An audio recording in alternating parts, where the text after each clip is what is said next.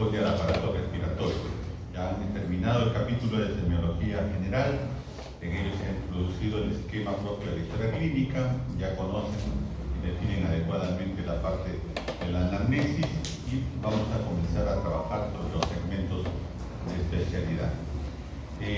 La historia clínica desde el punto de vista respiratorio es muy interesante.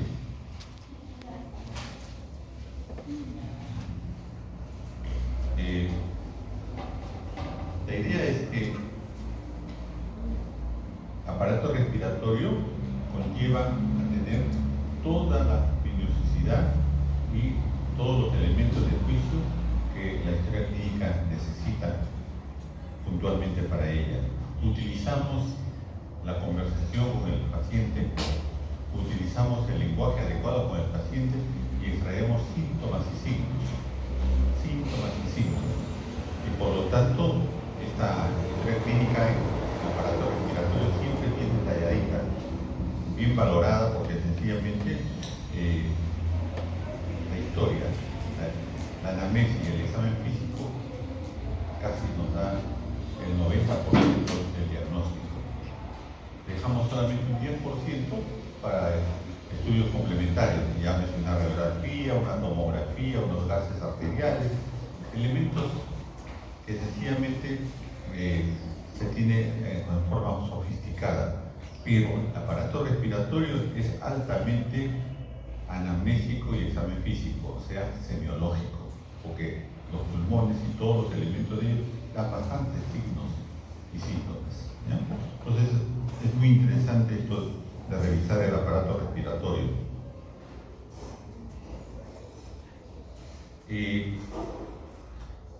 Tenemos que entender que el aparato respiratorio no solamente sus enfermedades o sus signos son de origen primario, o sea que corresponden a ellos nada más.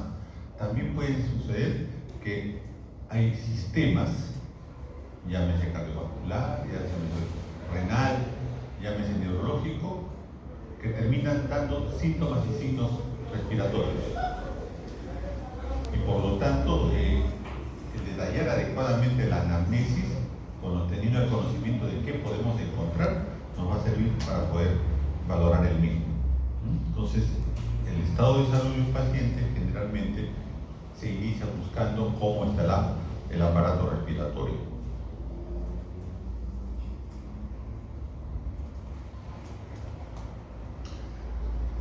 También se puede decir, ¿no?, que el esquema de la anamnesis, filiación, enfermedad actual, antecedentes, ese esquema que he revisado en la primera parte tiene un valor importante. Inclusive, miren ustedes, antecedentes personales y familiares. Aparato respiratorio tiene mucho que ver con el medio en el que vive el paciente, o sea, la parte comunitaria. Por lo tanto, es importante conocer esos detalles que quizás a veces no preguntamos a nuestros pacientes, como son los antecedentes familiares. Y pudiéramos tener familiares que tienen toseadores crónicos, pacientes que tienen familiares que han perdido peso, ¿no?, el síndrome caquético que hablábamos en el conversatorio, pacientes que son toseadores crónicos pero que nunca han ido a buscar atención médica. Sí, doctor, ¿no? Mi abuelo ya hace buen tiempo que tose, pero no lo ha visto ningún médico. Sí, doctor, sobre todo la gente que vive en barrios populares, en la cual las casas tienen conexión familiar, a pesar que solamente son vecinos, y dicen, el paciente dice: sí, doctor, tengo un vecino justamente al costado mío que es un tosedor crónico y ha bajado de peso. Entonces los antecedentes familiares, y ahí incluimos los familiares no consanguíneos, ¿no?, colaterales, ¿no?, afines, pueden darnos muchas luces de un problema de aparato respiratorio. Muy bien, vamos a desarrollar qué podemos encontrar en la afiliación con relación al aparato respiratorio, qué podemos preguntar, qué podemos buscar al conversar con nuestro paciente. Filiación pareciera que fuera una cosa solamente de preguntar la identidad, el nombre y apellido para identificar al paciente, y no es así. En medicina, la anamnesis tiene mucha importancia en lo que se refiere a afiliación. Ahí veamos algunas cosas. Por la edad. En la edad tenemos que pensar que hay procesos broncopulmonares primarios que afectan a diferentes grupos etarios. Pero tenemos que saber, ejemplo, que si un paciente viene con tos, viene con baja de peso, viene con problemas febriles, en los polos de la vida, niños y ancianos generalmente son compromisos bronquios y pulmón, o sea, broncopulmonares o broncoparenquimales, en la gran mayoría de los casos. En cambio, a la edad de ustedes ya están entrando a la adultez, el adulto, ¿no? Los problemas más severos del aparato respiratorio son de tipo neumónico, o sea, parenquimales. Los polos de la vida, broncopulmonares. Ustedes, adultos, parenquimales. Miren ustedes, solamente por la edad. Ya estamos hablando de un paciente que viene a buscar en ese sentido. Lógicamente, hay hechos como las crisis asmáticas iniciales que afectan mayor incidencia a agentes entre los 10 y 30 años. Los niños pequeños son menos expuestos a los problemas asmáticos, a los problemas de crisis asmática, o sea, CVD. En cambio, los mayores, las edades avanzadas, ¿no? Tampoco. Ya han pasado por la vida y tienen otro tipo de problemas. Vayamos a las cosas más simples. Hemoptisis, sangrado a partir del aparato respiratorio por la boca. Si la hemoptisis es de un niño pequeño, lo más probable es que sea un problema cardiovascular, una estenosis mitral. A la edad de ustedes, una hemoptisis, lo más probable es que sea tuberculosis. Y a la edad del que les habla, mía, lo más probable que sea neoplasia. Miren ustedes, la afiliación sirve. Ya van pensando ustedes.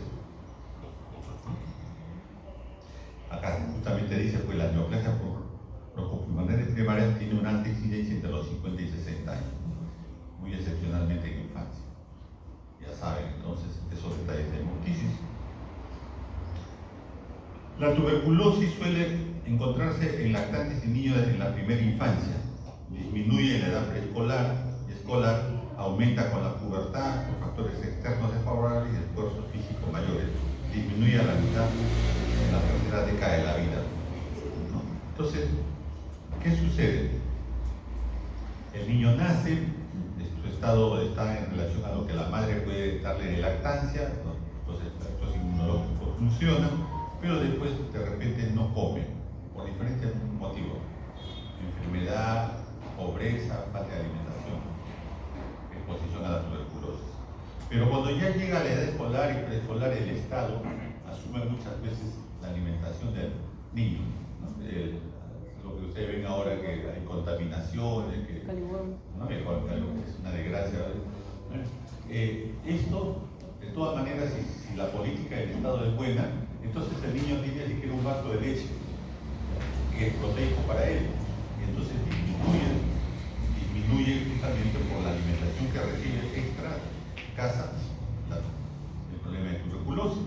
Pero cuando llega la pubertad, nuevamente el hecho de las actividades físicas violentas, las actividades físicas extenuantes en los varones, ¿no?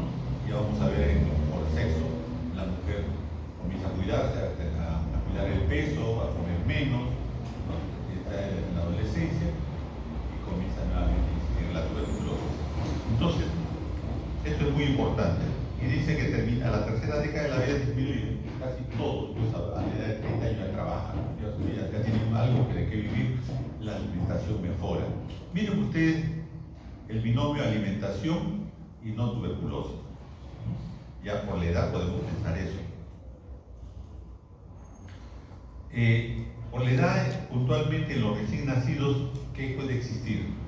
Neumonías, quistes pulmonares congénitos, recién nacidos, neumotórax por problemas congénitos, neumomediastínico, problemas congénitos, ¿no? Agenesia el hogar congénita, lo mismo, ¿no? La fístula traqueoesofágica, lo mismo, todos los elementos de los recién nacidos que pueden afectar el elemento respiratorio, necesariamente es origen congénito.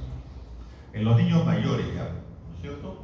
Entonces esto decíamos que se infectan, ya comienzan los problemas de infecciones, la bronconeumonía de cualquier tipo que pueda afectar, la tuberculosis, el asma atópico después de los 10 años, disculpen, antes de los 10 años, la mucoviscidosis, la enfermedad fibroquística del páncreas, enfermedades que en forma secundaria pueden afectar el pulmón, ¿no? En los jóvenes, ¿no? La traqueitis, la bronquiectasia, la bronquitis, todo eso asociado a la tuberculosis generalmente. En los adultos jóvenes, estamos hablando entre los 19 y 29 años de edad, ya saben ustedes la clasificación, se es niño aproximadamente hasta los 11 años, adolescente hasta los 19 años, adultos jóvenes hasta los 29 años, adultos hasta los 65 años, tercera edad hasta los 80 años y cuarta edad, ¿no? Ancianos a partir de los 80 años. Ha ido también cambiando el sistema socioeconómico y por lo tanto las gentes de mayor edad actualmente pueden hacer actividades que antes pues terminaban antes de los 60 años, ¿no? Entonces ahí tienen ustedes las diferentes patologías que puede haber en un adulto etario. No quiero decir con ello que lo que aparece en la adolescencia no pueda haber en la niñez o en la parte de la ancianidad, no tiene incidencia y prevalencia.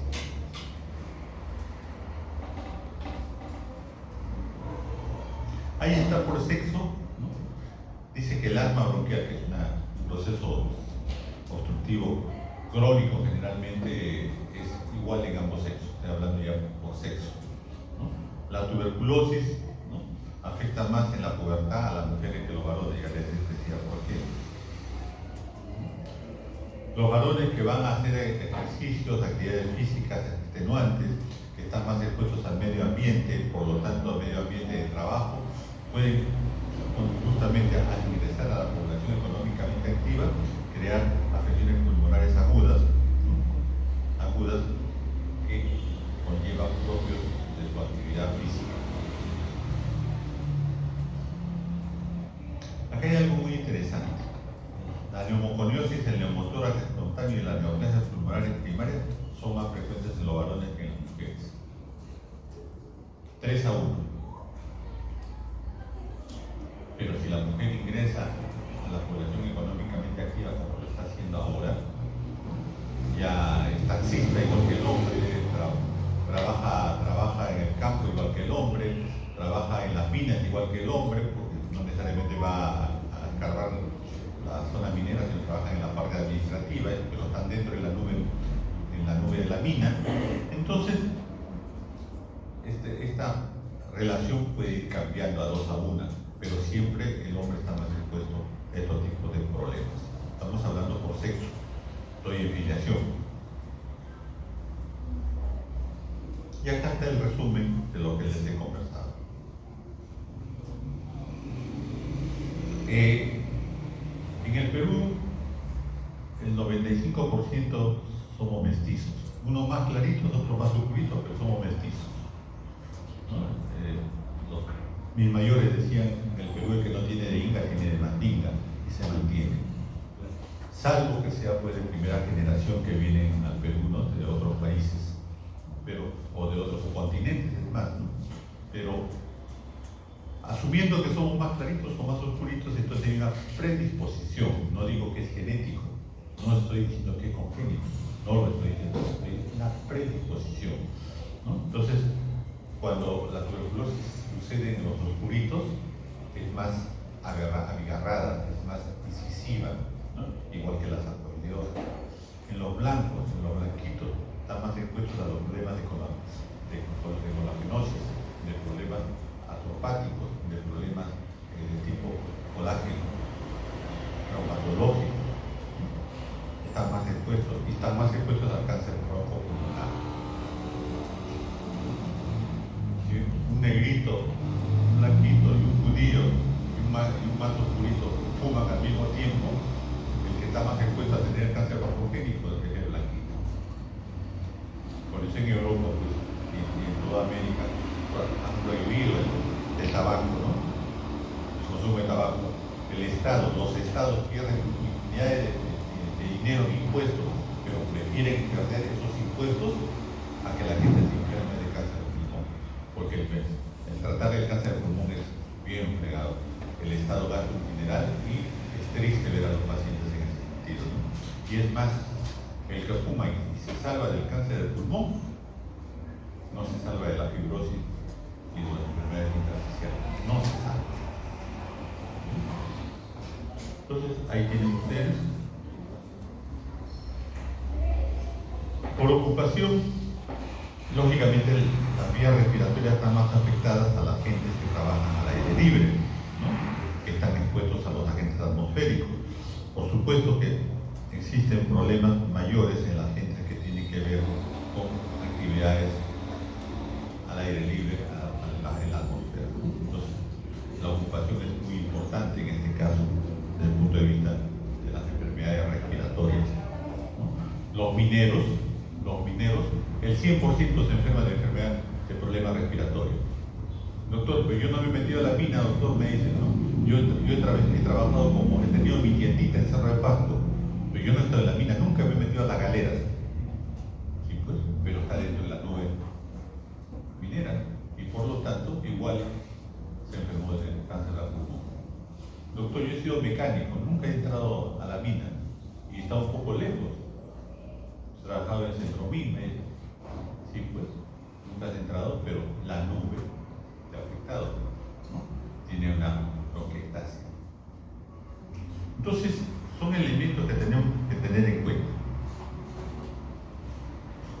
Ya les dije, el hecho de trabajar en zonas húmedas, el hecho de trabajar con órganos que pueden ingresar por las vías respiratorias y acumularse en el pulmón, pueden crear muchos tipos de casos de tipo bronquial y después problemas parenquimales. La gente que en la costa trabaja en el algodón, trabaja en el azúcar, la gente que trabaja cosechando, solamente me contrata para cosechar, doctor, nada más para cosechar, después yo no trabajo. Justamente en esa cosecha te fregaste la vida. La ocupación es muy importante. Después tenemos la gente que vive, ¿no? Que viven en las zonas altoandinas, que tienen ocupación en las zonas altoandinas. Y ahí tenemos el contacto con el quiste diatírico. Y el quiste diatírico, ¿no? Se va al pulmón. Los síntomas y los signos del quiste diatírico aparecen años después, ¿no? Y tenemos ese trapecio andino, Cajamarca, Junín, Ayacucho, donde la incidencia de la diatidosis pulmonar es muy frecuente. Por la ocupación, los trabajadores de salud, ahora ustedes ya ingresaron a ese grupo de trabajadores de salud, los médicos, enfermeros y personal auxiliar, que trabajamos en las salas de medicina. Ahora están rotando ustedes por las salas de medicina, por eso les pide a ustedes su guardapolvo y su mascarilla, ¿no? A la hora que se acercan a los pacientes, están más expuestos que otras especialidades. Los que trabajamos en medicina estamos más expuestos a las enfermedades respiratorias, bronco-pulmonares, por el contagio.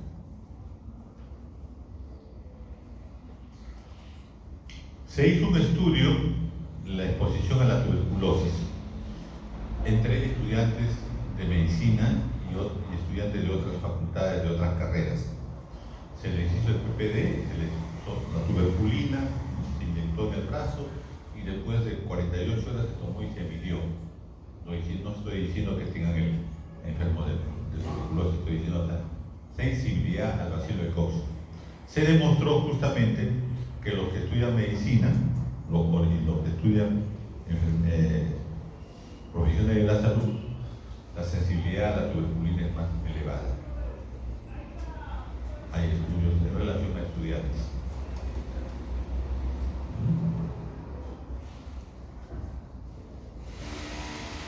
Entonces, no estoy diciendo que tengan más tuberculosis, no vayan a mal.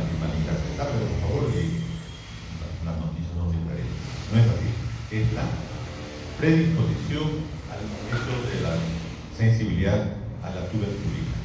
Es una forma de hacer despistaje de tuberculosis, ¿no? El que tiene más de 10 milímetros del halo, hay que hacer estudios complementarios. Ahí está, en forma resumida, lo que les he estado hablando en relación a ocupación. Ahí está lo que estamos hablando. Los que trabajan con aves silvestres, limpian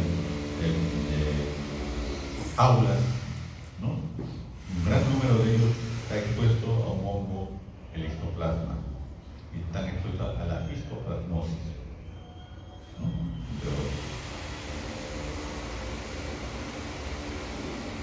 La neumoconiosis es un término general de la exposición que tenemos nosotros a diferentes sustancias volátiles o de la ingresa por la vía respiratoria. Trabaja en mina, bueno, está expuesto a la neumoconiosis, va a ser una neumoconiosis. Pero hay nombres específicos de acuerdo al trabajo en el que se ocupa, ¿no? La antracosis, que es el término que se da, que está trabajando con el carbón, silicosis con el silicio, abestosis, que es de asbesto. Ahora ya no hay, ¿no? Anteriormente, hace 20, 30 años, el asbesto era utilizado inclusive para hacer los tanques de agua, que todavía algunas casas la tienen, ¿no? Entonces, los que trabajaban en esa construcción tenían problemas de ese tipo. Lo que les decía antes, lo que tienen que ver con caña de azúcar en la costa, ¿no? Maratones. Y así por el estilo, de acuerdo al hecho de que están expuestos la esquistosis. Ahora ya no hay. Pero yo todavía he usado tiza. Después pasamos a plumón y ahora ya no escribo nada. Pero mis profesores todavía trabajaban con tiza, ¿no? Y agarraban al delegado para que borre la pizarra. A él el delegado que borre la pizarra. No sabíamos nada, ni los profesores sabían nada, pero el paciente era un niño que después estaba con su bronquitis. Los mismos profesores, la tiza, apareció la tiza seca, que no botaba polvo, y después ya aparecieron los pulmones.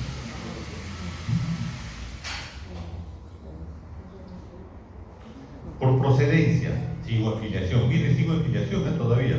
Por eso esta clasecita me alegra, porque nos permite desarrollar y pensar más adelante ante un paciente que tenemos solamente valorando su filiación, un paciente que tenga problemas respiratorios. ¿Ya?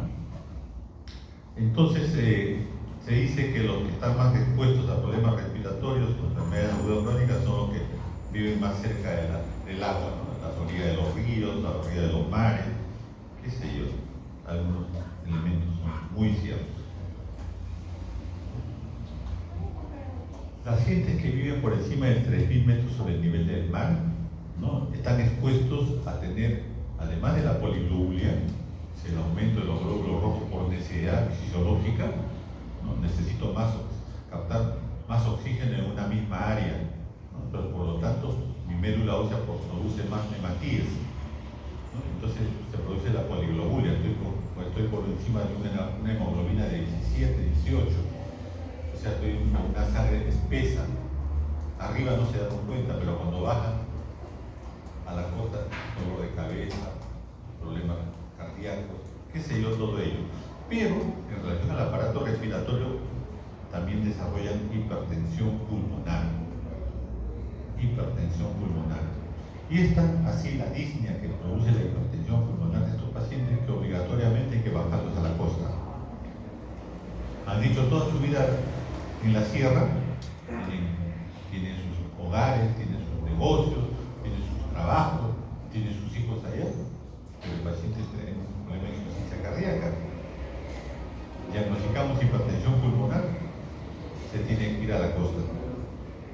Pero doctor, ¿cómo es posible? Se tiene que ir a la costa. Entonces ustedes ven grupos familiares que migran a la costa porque el papá tenía problemas respiratorios. Hipertensión pulmonar en pacientes encima de los 3.000 metros. Se presenta disnea y cianosis. Entonces, es el grupo en el cual la cianosis habría que revisarla, ¿no?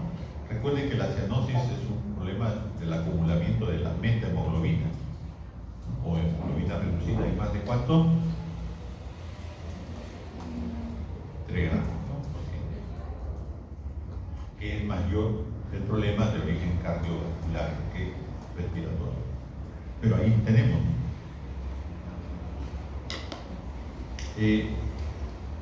Otra cosa que hemos visto por la procedencia, un paciente que llega le hacemos un diagnóstico de neoplasia pulmonar.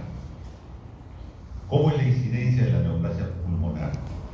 Las neoplasias pulmonares son más frecuentes en las personas que viven en la zona urbana, en las ciudades, que las gentes que viven en las zonas rurales. Las neoplasias son más frecuentes en las personas que viven en las zonas urbanas que en las rurales. ¿Por qué? Por la polución ambiental. Le decía a los chicos de práctica que la zona de Lima es una metrópoli en la cual hay microclimas. Y los microclimas se dan por el filtro del sol, ¿no? Por las lluvias. En todo Lima no llueve, en todo Lima no hay sol. Pero acá hay un gran problema de la polución ambiental, o sea, el ambiente contaminado por diferentes causas, generalmente de tipo industrial. Una de las zonas más contaminadas por la polución ambiental en Lima son dos: San Juan del Lurigancho y La Victoria. La gente que vive en San Juan del Lurigancho y que vive en La Victoria, hay más incidencia de problemas respiratorios. Las causas son de tipo social. No dejaron espacio para las industrias, no dejaron espacio para las zonas comerciales en San Juan del Lurigancho, y todas las familias tienen su dormitorio, tienen su tienda y tienen su industria. Entonces, altamente contaminados. Lo que no ha sucedido en Villa Salvador, donde sí la invasión fue planificada. ¿Quién lo planificó? Un cura español. Él se llevó a toda la gente a Villa Salvador, pero planificó. El conocimiento y la cultura es muy importante. Y verán ustedes que en Villa Salvador las casas también son humildes, ya están mejorando todo, pero tienen avenidas y calles bien anchas. Y tienen zona industrial. Ese es un hecho muy importante, polución ambiental. Nos vamos sobre enfermedad actual. Miren, me he demorado un poco en filiación, justamente para que tomemos conciencia por qué preguntamos filiación. ¿Por qué preguntamos y por qué nos detenemos en filiación? En enfermedad actual hay síntomas y signos primarios que dependen de las vías respiratorias. Entonces tenemos lo más frecuente que usted, ¿quién no ha tenido síntomas respiratorios altos? Casi ninguno de ustedes ha tenido disnea, yo tampoco todavía. Dolor torácico, de origen respiratorio, porque el dolor torácico son de variedad, vamos a ver ahorita. Casi todos hemos tenido tos en algún momento, y seguramente también expectoración cuando enfermamos la parte bronquial. Y lo que les decía, hemoptisis. Vamos a revisar rápidamente. Los síntomas respiratorios altos son los procesos de resfriado, los procesos gripales, ¿no? Rinorrea, prurito nasal, estridor inspiratorio, ¿no? Problemas respiratorios altos, problemas propios, ¿no? De problemas virales o bacterianos, pero que afectan solamente la zona de la nariz, las foanas y quizás la garganta. Después tenemos la disnea. La disnea, que yo la defino como solamente así, ¿no? 4 palabras: sensación de falta de aire. Eso es disnea, esa es la definición de disnea. Seguramente le van a, cuando hablen con los otros colegas, creo que después viene la doctora, les va a extender más. Ya es la parte de la definición fisiopatológica, topográfica y todos los elementos. Pero la disnea es sensación de falta de aire. Además, ya saben que si es un síntoma es subjetivo, ¿no? Pero que este síntoma subjetivo puede desensibilizar la respiración, y con esa disnea, tratando de tener más aire, entramos de la respiración propia del diafragma. Ustedes saben que el diafragma es el músculo principal de la respiración. Entonces, cuando tenemos disnea, queremos que ese diafragma parece que no es suficiente, necesitamos utilizar los músculos accesorios de la respiración. Músculos accesorios de la respiración. ¿Ya? ¿Cuáles son? Los intercostales y los subcostales y los supracostales, ¿no? En la anatomía. Desde el punto de vista bioquímico, aparece una ventilación minuto que utiliza el 30% o menos de la ventilación máxima. Ustedes en fisiología han visto todos esos elementos, han visto los cilindros con baja y sube cuando ustedes respiran, y eso es muy importante. Acá les he hecho una clasificación de disnea. Quiero que se la aprendan porque les va a servir de todo eso. Toda la vida les va a servir. Una disnea es la más simple, la que no tiene mayor tratamiento, generalmente es la hiperventilación voluntaria. ¿No? Los niños se desesperan, se fascinan con la mamá y comienzan a respirar rápidamente, hacen una colita. Eso es uno. Después, la anemia no produce disnea. Ya han hecho el síndrome anémico, al menos nosotros hemos hecho un seminario de síndrome anémico, ¿no? El paciente para cansado está con disneico. La disnea debe ser producida por el ejercicio, un ejercicio extenuado, violento, súbito, que hace tiempo que no hacía ejercicio, no jugaba fulbito, no corría, corro media cuadra y tengo disnea. Las enfermedades metabólicas que tienen acidosis también producen disnea. También la encefalitis. Todos estos primariamente son propios de otros órganos, pero producen secundariamente disnea. Entonces tenemos eso. Después tenemos los que son propiamente del parénquima pulmonar, del aparato respiratorio. La disnea se puede producir porque hay una disminución del área en el que se produce el recambio alveolo capilar, fisiología. Hay una disminución del área de recambio alveolo capilar y por lo tanto voy a tener disnea. ¿Qué patología, qué problema sindrómico puede producir? Enfisema, fibrosis, atelectasia. Todos en el que haya disminuido el espacio en la superficie de recambio alveolo capilar nos llevan a la disnea, disminución del parénquima pulmonar. Es la segunda. Después tenemos que podemos tener disnea porque hay obstrucción en las vías respiratorias. Hay una obstrucción bronquial, hay una bronquitis crónica, hay asma, o sea, la luz bronquial disminuye por diferentes motivos y por lo tanto aumenta la resistencia al pasaje del aire. No llega el aire, los vasos sanguíneos están esperando con la sangre, no llegan, ¿no? Se produce hipoxia y tenemos antiquipos y tenemos disnea.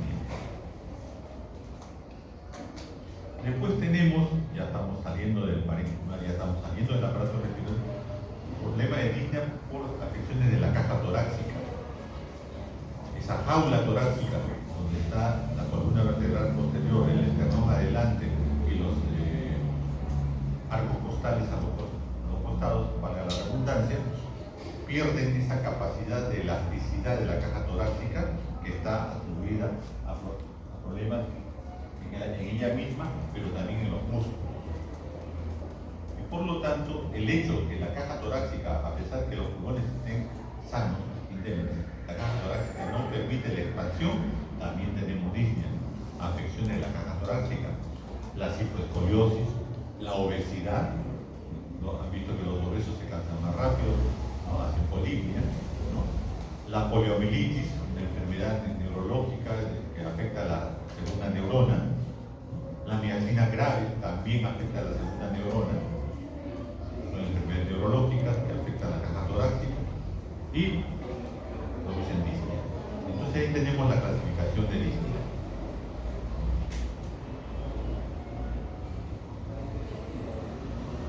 Y finalmente, me olvidaba de la disnea psicógena. Pacientes que tienen problemas emocionales y que comienzan a tener respiración rápida y ustedes verán que están ventilando con el periódico. Bueno, que ahora ya no es periódico, o el abanico, problemas de tipo psicógeno, siempre que busquemos clasificación emociones, todo lo que es mental es al último. Siempre aprendan ustedes a pensar en última instancia, con último ratio, lo mental, lo psicológico, lo emocional. Siempre aprendamos eso. No encontramos nada, ya hemos hecho estudios, lógicamente nos demoramos 3 semanas con el paciente. Le pasó solo la disnea. Psicológico. Pero es lo último que tenemos que pensar, no podemos pensar en primer término, ¿ya? Siempre al último, todo lo que es emocional, psicológico, psicógeno, al último. Muy bien. Otro síntoma, disculpen, dolor torácico. El dolor torácico es muy importante desde el punto de vista respiratorio. Hay que conocer las características, forma de aparición, tipo de localización, grado de intensidad, ¿no? Propagación, características propias, duración, horario, factores que lo modifican, atenúan o lo agravan, ¿no? Y los síntomas que acompañan o preceden. Eso ya les he dicho a los chicos, a ustedes también lo repito, ¿no? Que estamos hablando de Alicia, esa mnemotecnia muy interesante, muy importante que uno no debe olvidar, ¿no? A la hora que agarro un síntoma, un signo, le hago la Alicia al todo. Muy bien. En el dolor torácico, como en cualquier dolor, le hacemos Alicia. Ahí está.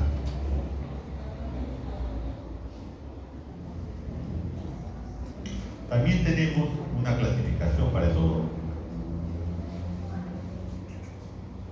La clasificación que yo utilizo, que me ha gustado y que creo que se lo comparto adecuadamente y que les permite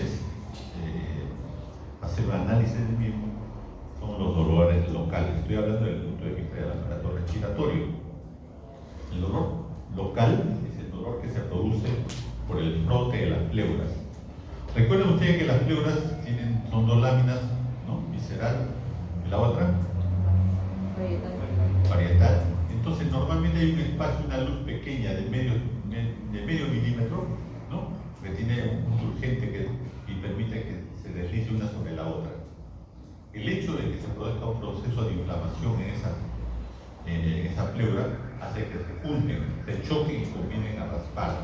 Ese raspado, ese frote pleural, es el que produce el dolor. Y tiene una característica muy interesante, es punta de costado. Mírenme cómo me agarro yo. El paciente llega a la emergencia porque es un problema de emergencia y dice: doctor, me está doliendo acá. Un dolor de punta de costado.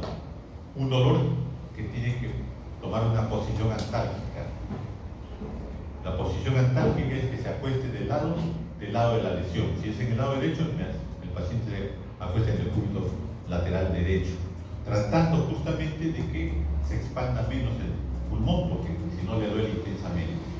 Entonces tiene características muy interesantes: inmovilización del tórax del lado de la lesión, le llamamos justamente lo que les decía, ¿no? Posición antálgica, y el dolor es en punta de costado, que no le permite respirar adecuadamente.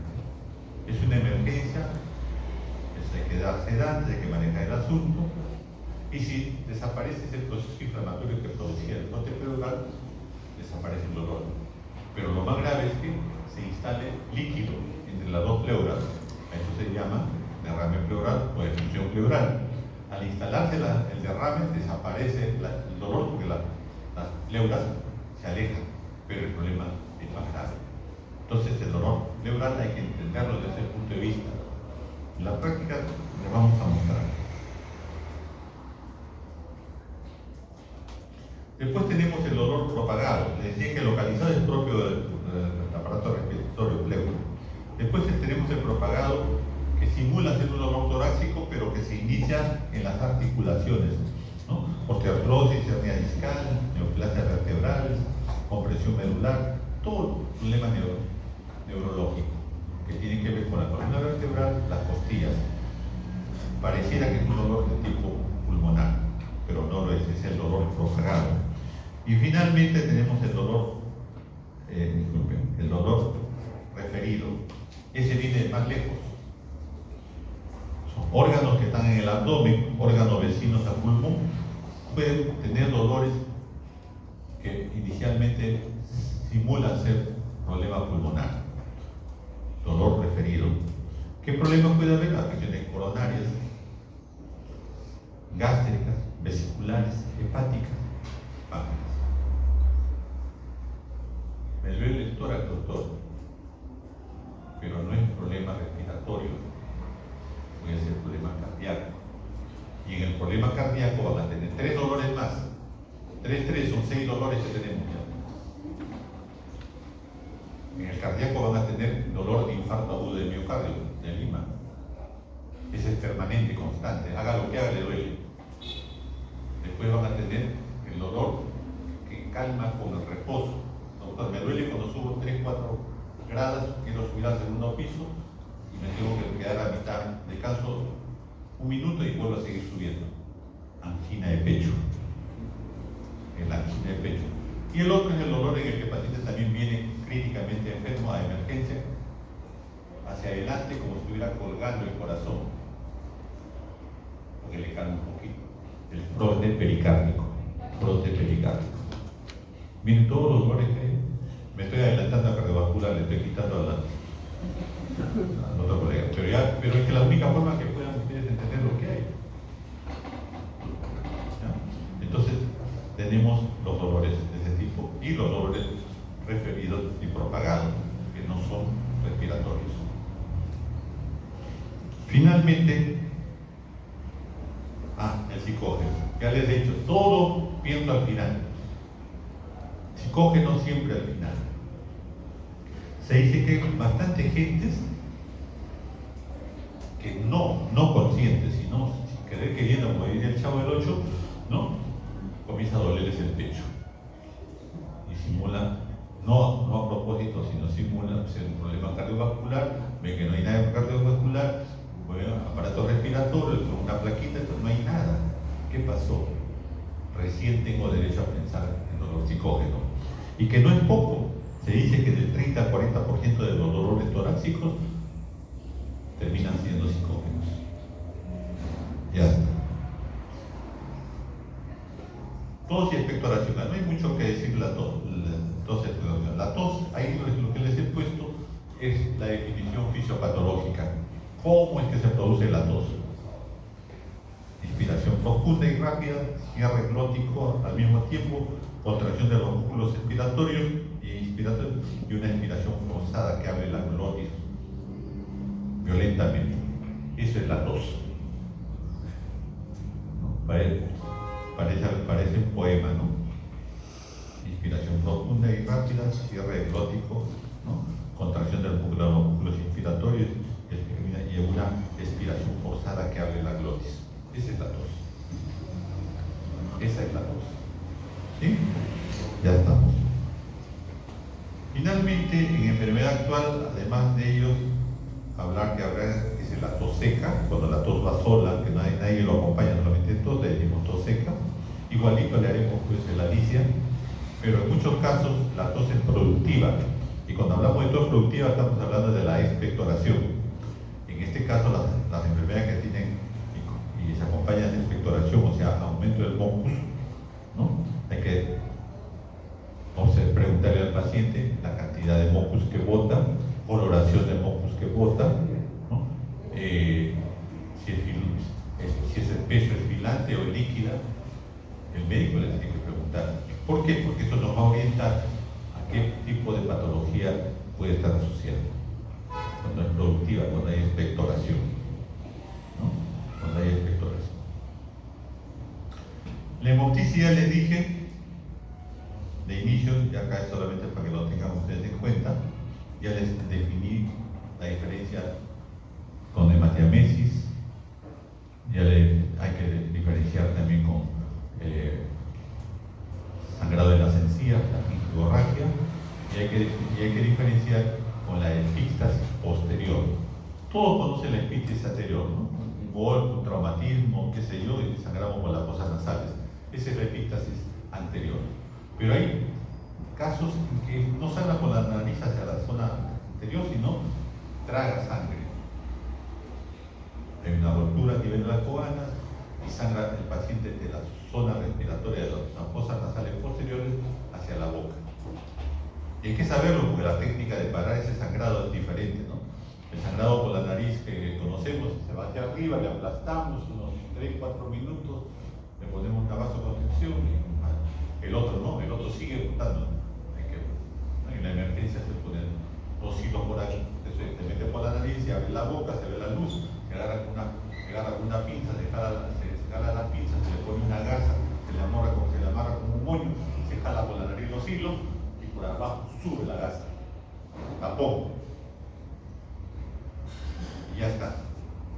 Solucionar el problema agudo, ahora hay que buscar la causa. Y eso lo hacen todos los médicos, no necesita que sea cirujano, que sea cabeza y cuello, que sea otorrino. Todos tenemos que aprender eso. Es motivación nada más de ustedes cuando vayan a la emergencia. Entonces, esa es hemoptisis. Antecedentes. En antecedentes es muy importante, de acuerdo a la historia clínica, preguntar en lo que se refiere al propio paciente por enfermedades pulmonares previas. Los pacientes que vienen por problemas respiratorios siempre han tenido antecedentes de problemas previos. No es la primera vez, salvo que sean niños. Hay que preguntar por los tosedores crónicos, ¿no? En los personales, preguntarle si ha tenido tuberculosis, si ha sido diagnosticado. No sé, doctor, ha tomado medicamentos por más de 3 meses, ha llegado a tomar 6 meses, 11 pastillas el primer mes. Sí, doctor. Esa es tuberculosis. Ese es el tratamiento de la tuberculosis. Eso no ha cambiado todavía. ¿No? Si convive o no, ya les dije inicialmente, con tosedores. ¿No? Hay que valorar las infecciones crónicas, sistémicas, previas, que pueden terminar en problemas respiratorios, como son las patologías primarias de la fiebre reumática, cardiopatías, enfermedades de colágeno, todo lo que les había dicho inicialmente, ¿no? En este caso, problemas respiratorios crónicos secundarios. En los personales, seguir preguntando por la afiliación laboral, por los tóxicos que pueden haber ingerido, ya lo conversamos en antes. Cigarrillos, ya lo conversamos en antes, ¿no? Los cigarros, si no te llevan al cáncer, te llevan a la fibrosis pulmonar. Pero todavía tengo 24, 25 años, no hay problema. Sí, pues a los 45, 50 años vas a estar enfermo. Y ahí recién lo vas a querer quitar y ya está fregada tu vida. Te vuelves un problema de familia, inválido. No estoy diciendo inválido de edad, no pueda caminar, es un inválido respiratorio. ¿Han visto gente que anda con su baloncito de oxígeno caminando por todos lados? Inválido respiratorio. En los familiares, algo semejante, hay que preguntar por problemas respiratorios que haya tenido, pero lo que me interesaba en ellos es las enfermedades que pudieran tener relación con predisposición genética. La enfermedad pulmonar quística, el enfisema pulmonar por déficit de alfa-1 antitrypsina, la fibrosis quística, el asma bronquial, la telangiectasia hereditaria, la tuberculosis pulmonar, los hongos esclerotomas,